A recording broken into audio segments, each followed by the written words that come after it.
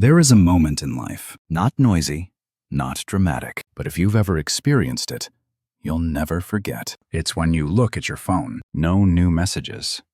No one asks if you're okay. No one reminds you to keep going. You look around the room. Everything is still there, but the feeling isn't. And then, a very small thought appears. No shouting, no panic, just a cold and clear truth. No one is coming. No one is coming to save you. No one is investing in your ideas. No one is pushing you forward when you're tired. And if you fall, it's highly likely you'll have to get up yourself. For most people, this is the moment they break. They call it loneliness. They call it unfair. They ask themselves, why me? But for a very few people, and perhaps you are one of them, this moment is not a tragedy. It is an invitation to grow, an invitation to stop waiting, an invitation for the first time in your life to start living with true agency. Because when there's no one left to lean on, you also have no one left to blame. And that is scary, but it is also freedom. In this video, I'm not telling you that you have to cut everyone off, nor am I saying that you have to become cold or isolated. I want to talk about something deeper. How to turn emptiness into strength. How to keep going when there's no applause. And how to build your life, even when no one believes in it but you. If you are at a stage where you're tired of explaining your dreams, tired of waiting for support, and starting to wonder if you're walking too much alone, then stay, because maybe you're not abandoned. Maybe you're standing at the exact starting point of a stronger version of yourself. 1. The no one is coming moment. Shock, truth, and the two paths. There's something very strange about this moment. It rarely comes on the worst days. It often comes on a day that looks completely normal. You still go to work, still do familiar things, still talk to people as usual.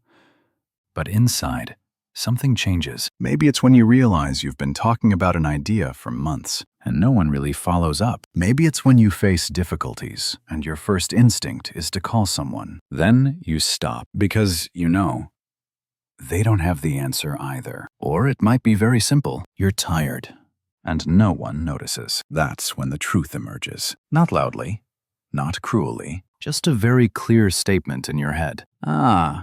So I'm handling this by myself. That moment can scare you, and that's normal. Because from childhood, we are taught, in a very gentle way, that there will always be someone behind us. Family, friends, colleagues, some kind of system. But at some point, especially when you want to go beyond the average, that system no longer accompanies you. And here, people often turn to two different paths. The first path is the familiar one, the path of the victim. People start to ask themselves, why is no one helping me? Why do I have to do all this?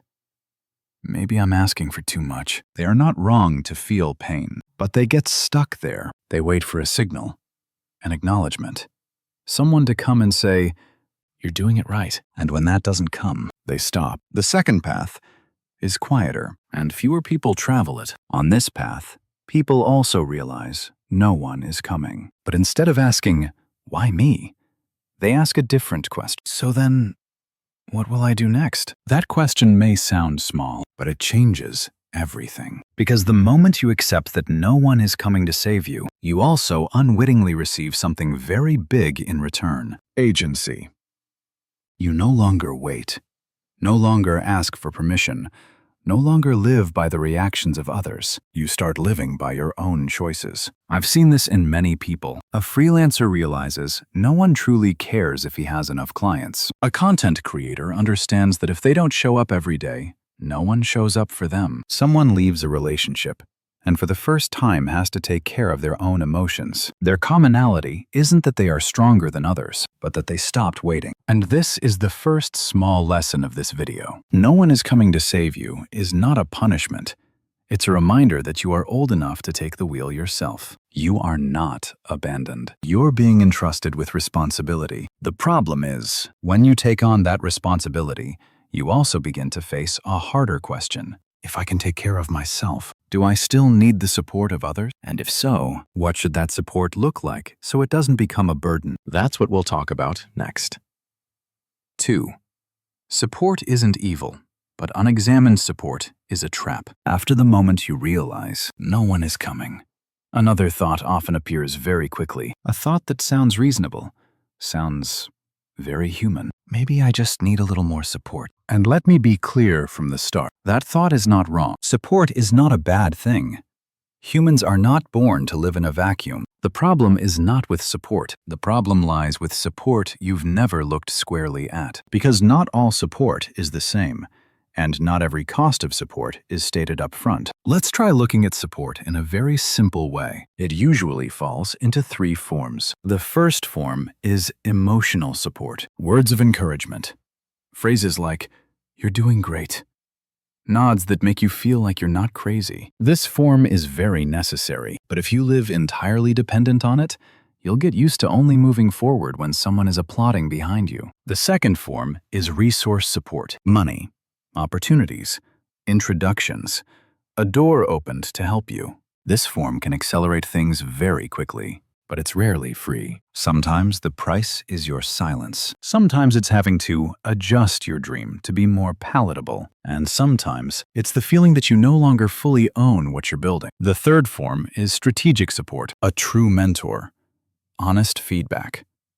Someone who doesn't coddle you, but also doesn't control you. This is the rarest form of support, and also the form that most people misunderstand. Because when these 3 forms haven't been distinguished, we often lump them all together into one word, support, and assume that more is always better. But the reality is different. I've seen people receive a lot of support, but they become slower and slower. Every decision requires asking for opinions. Every step needs to be confirmed. Every time they doubt themselves, they need someone to remind them that they're okay, not because they are weak, but because they've gotten used to not standing on their own. At this point, support is no longer leverage. It becomes a crutch, and a crutch is very useful when you are injured. But if you never put it down, you will never learn to walk on your own 2 feet. Here's the second small lesson. Support is not dangerous, but unexamined support will quietly take away your autonomy.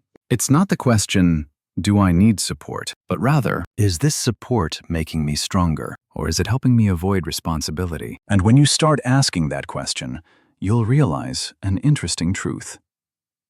There are periods in life where the safest way to avoid dependence is to learn to stand on your own when no one has your back. Not forever, just for a necessary period. And that very period leads us to a very special point. A point where you look at your account, your work schedule, your relationships, and see almost nothing. People call that rock bottom. But if you look correctly, that's not rock bottom. That is the 0 point. And we'll talk about it right now. 3. The 0 point. How to not panic when you have nothing. There's a very quiet moment that most people don't tell anyone about. It's not when you publicly fail. It's not when everything falls apart, but it's when you look around and realize there's nothing left to hold on to. Not nothing in the absolute sense. You still have your health. You still have time. You still have your mind. But the things that once made you feel safe, a steady salary, a familiar relationship, a clear identity, have vanished. I call this moment the 0 point. And the most important thing to say right now is this. The 0 point is not a failure. It's the point where every safety net has been removed. It's when life asks you a very simple question. If no one has your back anymore, can you still stand firm? The natural human reflex at the 0 point is panic. You start overthinking, overcomparing, learning too many things at once. Some rush to watch hundreds of videos. Some write out 50 plans. Some go back to find anyone who can give them that old sense of security. But panic isn't because you're weak. Panic happens because your brain is trying to protect you from the unknown. The problem is this. The 0 point doesn't need you to think more. It needs you to stabilize first. I once saw this in a friend of mine. He left his stable job to become a freelancer. For the first 3 months, things seemed fine. In the 4th month, contracts slowed down. In the 5th month, He had almost no income. He didn't fail due to lack of skills. He failed because every morning he woke up with an unnamed wave of anxiety until he did something very simple. He stopped. Not to give up, but to stabilize. He cut all unnecessary expenses, chose a single skill to focus on, and every day he asked just one question. What do I do today to take one step forward? Not 10 steps, just one. The 0 point didn't need him to become a superhuman. It just needed him to be calm enough not to sabotage himself. And here is the third small lesson. When you have nothing, the most valuable thing you need to maintain is not motivation, but stability. Stability in daily life, stability in thoughts, stability in expectations. Because when you are stable, you start to see what panic has obscured, an empty space. And in that empty space, you can re-choose how you live, how you work, and how you approach the world. But to do that, you need something very difficult, especially in this noisy society. Intentional silence, not painful isolation, but a safe enough distance for you to hear your true thoughts. That's when strategic isolation begins. 4.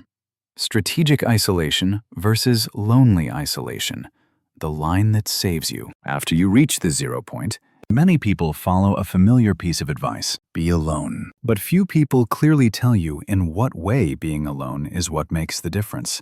Because between isolation for growth and loneliness to hurt oneself, there is only a very thin line. And if you don't recognize that line, you can go very far, but in a completely wrong direction. Let's call these two states by their right names. The first state is strategic isolation, purposeful isolation. You don't disappear from the world because you hate people. You withdraw because you are building something that requires focus. You have a schedule. You have a routine. You have clear goals for this period. You know what you're doing, and more importantly, you know when you'll return. The second state is lonely isolation, directionless loneliness. You are also alone, but not to build, to escape. Escaping the feeling of not being good enough. Escaping comparison. Escaping the fear of failure. Days pass without structure. Nights are spent awake very late. Mornings start very late. You consume a lot of content, but truly create very little. And the danger is this. From the outside, these two states look exactly alike. Both are being alone. Both are silent. Both are not socializing. But inside, they are completely different.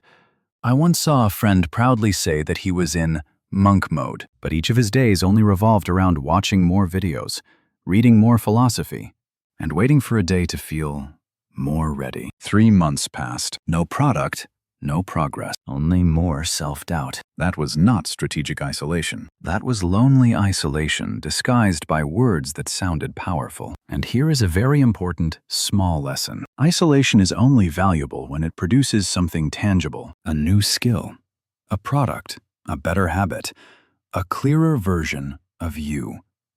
If, after a period of being alone, you haven't created anything, it's not that you need more isolation. Perhaps you need to change your way of isolating. Strategic isolation always comes with 3 things: a clear goal, a minimal structure, and an anticipated endpoint. It's not, I disappear from the world. It is, I am temporarily withdrawing to do a specific task for a specific period. And when you do that correctly, the silence begins to change its nature. It is no longer heavy. It becomes focused. You start to hear your own thoughts more clearly. You start to see where you are using your energy, and you realize something very interesting. A lot of energy previously was not lost because you worked too much, but because you talked too much. Talking about plans, talking about ideas, talking about things you're about to do. And that very thing leads us to the next step, a special phase of strategic isolation. People call it the ghost phase. 5. The ghost phase done right. Silence that produces results. There is a phase in the process of building anything new when speaking out actually makes you weak, not because your ideas are bad, not because others are bad, but because speaking too soon misdirects energy. Have you noticed when you tell someone about a plan and they nod, your brain receives a little dopamine, not much, but enough to create the feeling, I'm making progress. And so, you do less, not because of laziness, but because your body has been rewarded before real results appear. That's why the ghost phase exists. The ghost phase is not about disappearing from the world. It is a temporary withdrawal from performing. You don't need to post big things coming. You don't need to explain to your family what you're doing. You don't need to convince friends that your path is reasonable, not because they don't deserve it, but because your plan needs space to grow. I once saw this in a content creator. Before, he would bring every new idea to the table, ask for opinions, ask for validation, ask for reassurance. The result was, every idea was a little worn down before it was executed, until he tried something different. For 90 days, he didn't talk about his plans, didn't share his direction, only focused on the product. 3 months later, he posted something complete. No lengthy explanations, no storytelling, and people's reactions were very interesting. They didn't ask, "How did you make this?" They asked, "How did you accomplish this?" The true ghost phase does not alienate you from others. It brings you closer to your work. But here's an important point few people talk about. The ghost phase does not mean you don't talk to anyone. It means you are selective. You don't need 10 people to motivate you. You only need one person honest enough to tell you when you're going wrong. A mentor, a coach, or even a notebook that you write in every day and no one else reads. The ghost phase is not paranoia. It's not thinking everyone wants to pull you down. It simply means you understand that your energy is finite and you want to use it to create real results. And here's the little lesson from this section. Silence doesn't make you stronger. Results make you stronger. Silence is just a way to protect the process of creating those results. When you do the ghost phase right, something interesting will happen. You're no longer caught up in what anyone thinks of you. You start caring more about, is what I'm doing good enough? And that question, if you answer it seriously every day, will lead you to the next big change. You no longer seek attention. You start building value. Not likes, not praise, but something that makes others unable to ignore when they see it. And that is where we need to talk about something very important next. How to build real leverage, instead of just trying to be known by many. 6. Build leverage, not likes. The anti-networking blueprint. There's a piece of advice you've almost certainly heard. You need to network. It sounds reasonable. It sounds very mature. It sounds like something successful people say. But the problem isn't with that statement. The problem is with the timing. Because networking, when you have nothing in hand, is not building relationships. It is seeking attention, and people are very sensitive to that. I once saw a friend of mine attend almost every industry event, always showing up, always shaking hands, always talking about projects in progress. But when you ask deeper, where's the product? Where are the results? What proves his capability?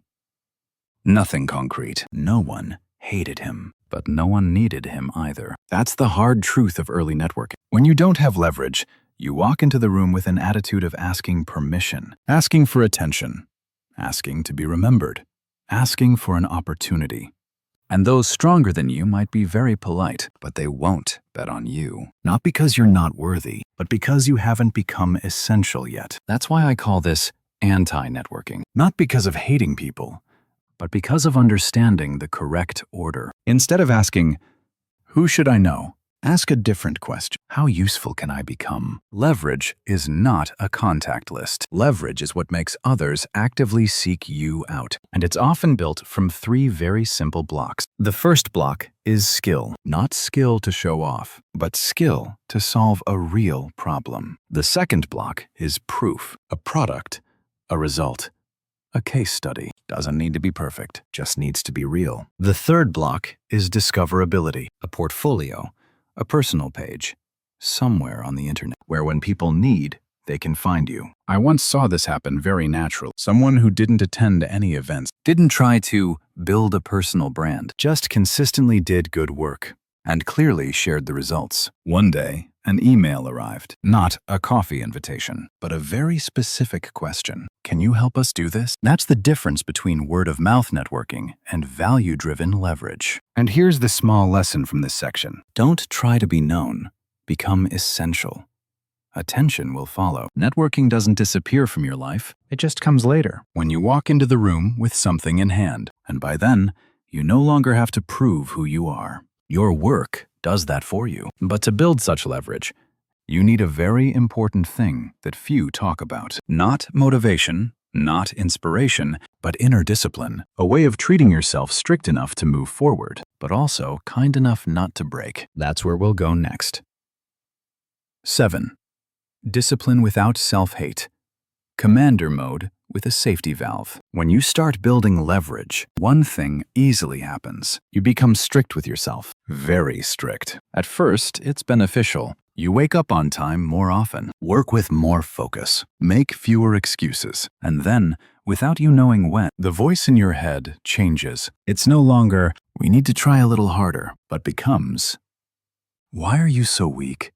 Why aren't you good enough?" Many people confuse this with discipline, but in reality, it's self-punishment disguised as discipline. True discipline doesn't come from self-hate. It comes from seeing yourself as someone you're responsible for leading. Think about a good commander. He doesn't yell at his soldiers all day, but he also doesn't let everything slide. He sets rules, he maintains standards, and he knows when to push, when to rest. That's true commander mode. You can apply this to yourself. There's a part of you that's tired, anxious, wants to give up, and there's another part, calmer, that sees the long-term picture. The commander doesn't hate that tired part. The commander just doesn't let it take the wheel. I once saw someone who was very disciplined, but burned out after only a few months. Not because of the workload, but because every day he lived with the feeling, "If I rest, I'm a failure." In the end, he didn't rest, but he didn't move forward either, until he changed one small thing. He set a safety valve for his discipline, a pre-scheduled rest day, a light workout instead of pushing hard. A very simple principle. I work hard because I respect my future, not because I hate my present. Right then, his discipline became more sustainable. No longer an explosion followed by collapse, but steady, quiet, moving forward little by little. And here's the small lesson from this section. Sustainable discipline isn't built on self-hate. It's built on self-respect. When you believe your future is worthwhile, you will do difficult things without needing to beat yourself up. And when your discipline becomes solid, an interesting thing happens. You no longer have to push yourself with fear. You start to have space, to look deeper into what's driving you. What motivation is nourishing you? Is it helping you go further, or just burning you out faster? That's where we need to talk about dark fuel, and how to use it without letting it use you. 8. Dark fuel versus clean fuel. How to use anger without becoming bitter. There is a truth that very few people speak aloud. Many people start to become strong, not because they were loved, but because they were once underestimated. They were once doubted, ignored, told that that's not realistic. And if you are honest with yourself, perhaps you once had such a fire within you. A little anger, a little resentment, a very silent thought. I'll show them. That is dark fuel. And to be fair, dark fuel works. It makes you wake up earlier, work longer, not give up easily. In the early days, dark fuel is like the fire that propels a rocket off the ground. But the problem is, it's not designed to burn forever. I once saw someone succeed very quickly thanks to anger. He worked incessantly, always in a combat state. Always needed an opponent in his mind to keep himself moving forward. But after a few years, he no longer knew what he was building. Everything revolved around proving, comparing, and not losing. He didn't run out of energy.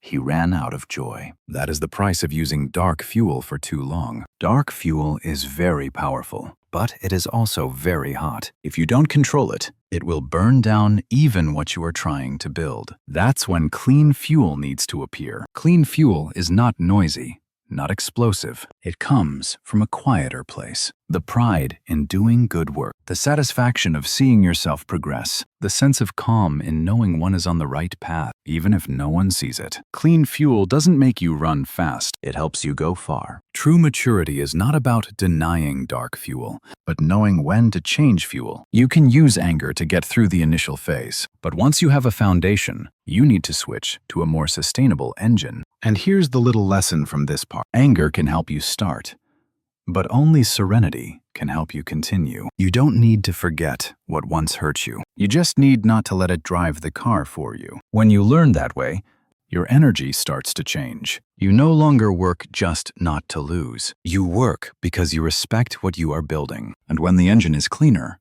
you start to need something else to keep everything running smoothly every day. Not emotion, not motivation, but a system simple enough so you don't have to think too much. That's when we talk about a very practical way of working. An operating system for solo builders. 9. The 30-minute empire system.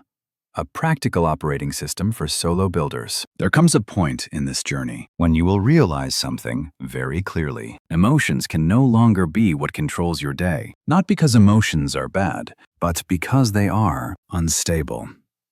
Some days you feel full of energy. Some days you don't want to do anything at all. If you only work when you're in the mood, your life will become a zigzag. And that is why you need a system, not to force you to become a machine, but to help you keep going, even when you don't want to. I call it the 30-minute empire system, because it starts from a very human assumption. You don't need a whole day to change your life. You just need a sufficiently focused period of time, every day. This system has 4 very simple blocks. The first block is deep work. Every day, just 1 block of deep work. 90 minutes if you can. 30 minutes if that's all you have. No email, no social media, no leave it and come back later. Just the most important task. That moves your project forward. The second block is distribution or sales. Whether you are a creator, freelancer, or builder, there is a truth you cannot avoid. Value does not spread itself. Every day, a small action to get what you do in front of the right people. An email,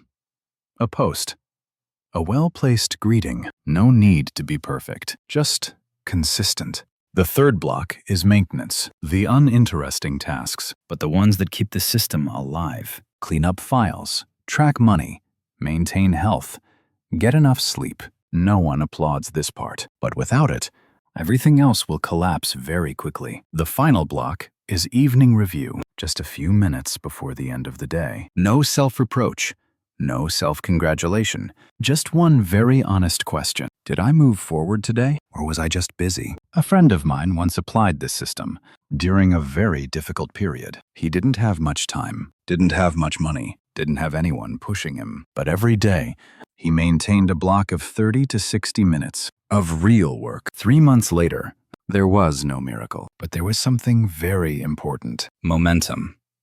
And momentum is the most dangerous thing to stagnation. Here's the small lesson from this section. You don't need motivation to move forward. You need a system small enough that you can't make excuses to skip it. An empire is not built in a day, but it is built by very ordinary-looking days. When you have such a system, your life starts to stabilize. You fluctuate less. You need less external pushing. And then something interesting happens. When results start to appear, even if very small, the people who weren't there before start to come back. Messages appear. Late inquiries arrive. Familiar phrases echo.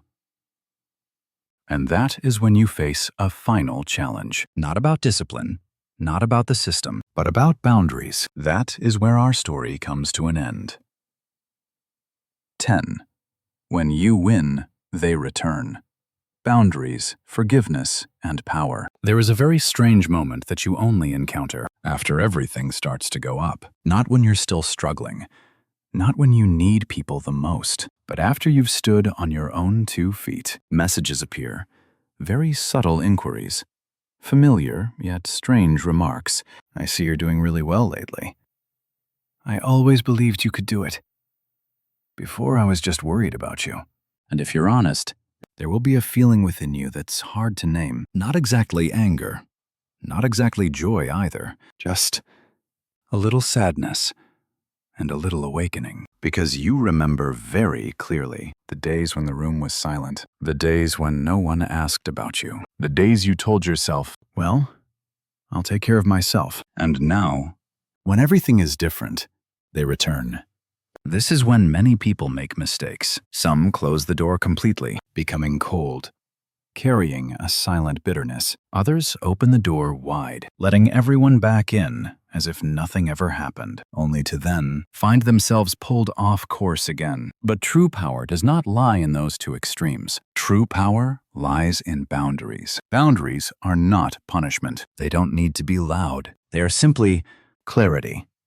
Clarity about who has the right to step into your life and who can only stand by and watch. I once saw someone do this very well. When successful, he didn't blame anyone, didn't bring up the past, didn't act superior or inferior. He simply kept a sufficient distance. His schedule was clear, his priorities were clear, and his energy was reserved for those who had been there from the beginning, or those who truly respected his journey. That wasn't cruelty. That was self-respect. Forgiveness, in this context, doesn't mean letting everything go back to how it was. Forgiveness can simply be, I no longer carry the anger, but I also won't return to the old version of myself. And here's the final small lesson. You don't need to keep anyone out of your life, but you have the right to choose who gets to stay within. When you do that, a very different kind of peace emerges. Not because you are better than others, but because you know if everything disappears tomorrow, you can still rebuild. Because the most valuable thing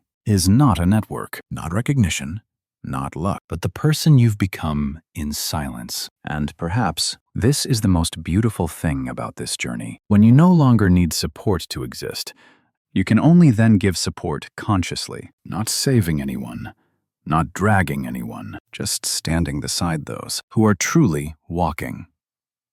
Not for them to lean on you, but for them to stand on their own, just like you once did.